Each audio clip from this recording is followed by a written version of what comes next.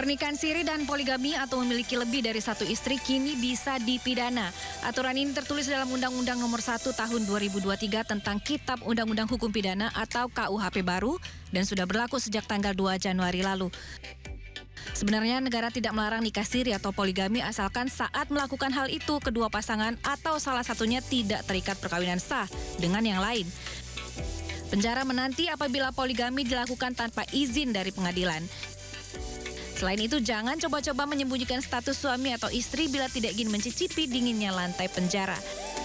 Hukuman pidana penjara pelaku nikah siri atau poligami tanpa izin tidak main-main, mulai dari 4 tahun hingga 6 tahun penjara.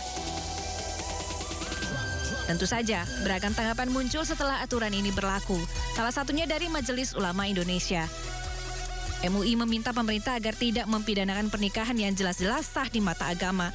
Mempidanakan nikah siri dengan dasar pasal 402 KUHP adalah tafsir yang keliru dan tidak sejalan dengan hukum. Menikah adalah ibadah, namun menurut KUHP baru bila dilakukan secara diam-diam atau bila pernikahan itu dibalut penipuan yang datang bukan lagi pahala dan berkah, tetapi bisa pasal-pasal pidana yang berujung penjara. Tim Liputan iNews melaporkan. Ya, pemirsa, nama komika Panji Pragiwaksono kini menjadi buah bibir masyarakat. Warga asal Tanah Toraja berunjuk rasa di depan gedung Mabes Polri. Mereka menuntut Polri mengusut dugaan penghinaan adat Toraja oleh komedian Panji Pragiwaksono.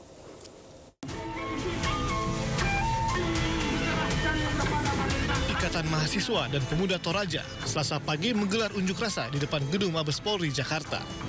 Mereka menuntut Polri untuk mengusut dugaan penghinaan adat Rambu Solo Toraja dalam materi stand-up komedi Panji Pragiwaksono. Diketahui materi stand-up komedi yang dimaksud merupakan materi stand-up Panji Pragiwaksono di tahun 2013 silam. Di Toraja, dan ini pasti ada yang tahu, kalau ada anggota keluarga yang meninggal, makaminnya itu pakai pesta yang mahal banget, bener nggak gue? Iya kan? Bahkan banyak orang Toraja yang jatuh miskin habis bikin pesta untuk pemakaman keluarganya. Sebelumnya, warga Tanah Toraja sudah melaporkan Panji ke Polda Sulawesi Selatan pada bulan November 2025 lalu. Namun hingga kini masih dalam penyelidikan. Panji sendiri sudah sempat meminta maaf kepada masyarakat Toraja. Dari Jakarta, Helmi Sajanbati, iNews melaporkan. Setelah ditetapkan sebagai tersangka, Dr. Richard Lee diagendakan untuk diperiksa Polda Metro Jaya hari ini. Richard Lee ditetapkan tersangka terkait kasus produk kosmetik yang dilaporkan dokter detektif.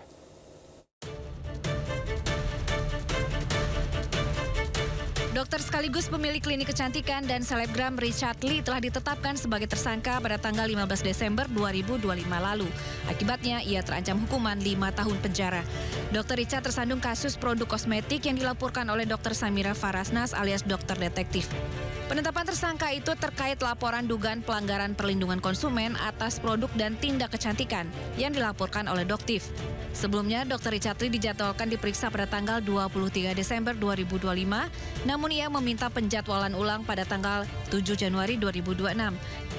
Perseteruan antara dua dokter ini bermula dari obat dan treatment kecantikan. Pertikaian terus melebar hingga berujung pada saling lapor ke polisi antara keduanya. Dr. Richard tidak sendiri karena Doktif juga telah ditetapkan sebagai tersangka kasus pencemaran nama baik atas laporan dari Richard Lee. Tim Liputan iNews melaporkan. Ya, selanjutnya pemirsa, polisi mengungkap jaringan perjudian online yang beroperasi secara nasional hingga internasional. Dalam pengungkapan ini, polisi menemukan 21 situs judi online yang menawarkan berbagai jenis permainan, mulai dari slot kasino hingga judi bola. Ya, hasil penelusuran penyidik, jaringan ini memanfaatkan sistem pembayaran digital seperti kris, serta mendirikan perusahaan fiktif untuk menyamarkan alur transaksi. Total 17 perusahaan digunakan sebagai fasilitator, pembayaran, dan penampung dana judi online. Dari kasus ini, polisi berhasil menyita dana lebih dari 59 miliar rupiah, serta menetapkan 5 orang tersangka dengan peran berbeda. Para tersangka dijerat dengan sejumlah pasal termasuk tindak pidana pencucian uang dengan ancaman hukuman hingga 20 tahun penjara. Dalam kaitannya perjudian online. Kemudian juga saat ini Direktorat Cyber Polri menangani 3 laporan polisi melalui mekanisme Perma nomor 1 tahun 2013 dengan total penyitaan 37 miliar 650 juta 717.250 rupiah dengan rincian sebagai berikut. Jadi LHA-nya dari PPATK kita rinci menjadi 3 laporan polisi dengan penyitaan yang ada di depan sebanyak 37 miliar sekian. Yang pertama laporan polisi nomor LPA 562 9 Romawi 2022 Direktur Cyber Barreskrim Polri yang berkaitan dengan website judi online Slotter, Olympus, Gacor, Maxwin, Kakek Slot, Panda Slotter, NLS King Cobra, DP Maxwin. Kita ke informasi lainnya, pemirsa. Presiden Prabowo Subianto membentuk Satuan Tugas Percepatan Rehabilitasi dan Rekonstruksi Pasca Bencana di 3 provinsi terdampak, yakni Aceh, Sumatera Utara, dan Sumatera Barat. Presiden menunjuk Menteri Dalam Negeri Tito Karnavian sebagai Ketua Satgas. Presiden Prabowo Subianto membentuk Satuan Tugas Percepatan Rehabilitasi dan Rekonstruksi Pasca Bencana di 3 provinsi terdampak, yakni Provinsi Aceh, Sumatera Utara, dan Sumatera Barat. Menteri Sekretaris Negara Prasetyo Adi menjelaskan bahwa Presiden menunjuk Menteri Dalam Negeri Tito Karnavian sebagai Ketua Satgas. Menurut Mensesnek, penunjukan Mendagri sebagai Ketua Satgas didasarkan pada luasnya wilayah terdampak yang mencakup 3 provinsi. Terkait target kerja, Menteri Pras menegaskan bahwa Satgas akan bekerja secepat-cepatnya sesuai tahapan yang telah ditetapkan, sementara target prioritas pemerintah berfokus pada pembangunan hunian yang layak bagi para warga terdampak.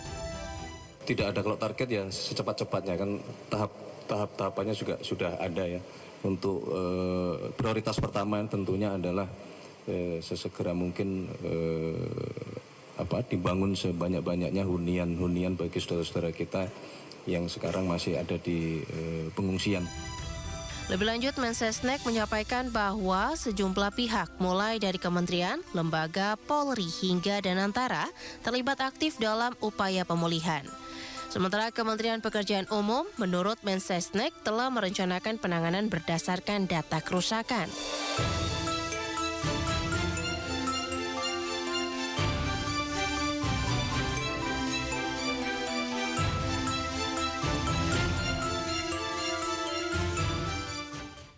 Pemirsa, dalam retreat Kabinet Merah Putih di Hambalang, Bogor, Jawa Barat, Presiden Prabowo menegaskan pemerintah memiliki kekuatan untuk menangani bencana yang melanda di sejumlah wilayah di tanah air, termasuk di Aceh, Sumatera Barat, dan Sumatera Utara.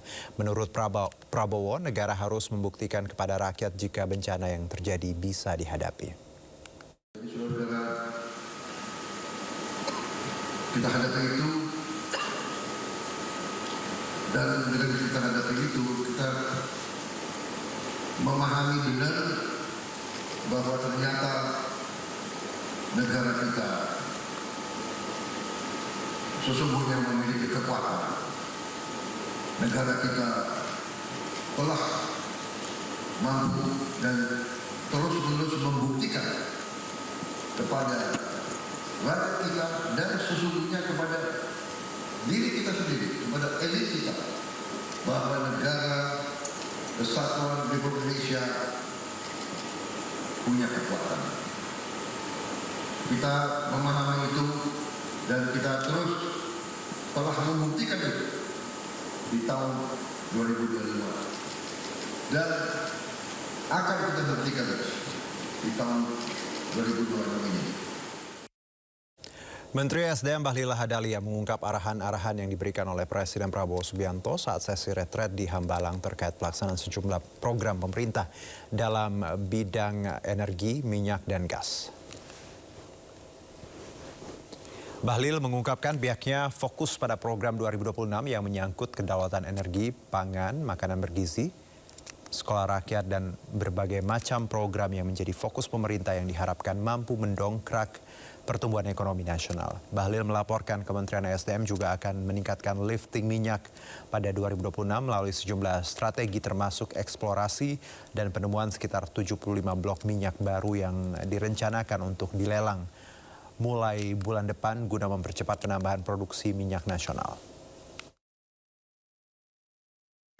Koalisi kan kompak semua, membantu Bapak Presiden, membantu pemerintahan dalam rangka apa? Orientasi kita menyukseskan berbagai macam program pemerintah yang berorientasi pada pelayanan rakyat, kesejahteraan rakyat, yang menyangkut dengan makanan bergizi, pendidikan, infrastruktur, kemudian juga alat kesehatan. Semuanya kita lakukan investasi, hilirisasi, kedaulatan pangan dan energi.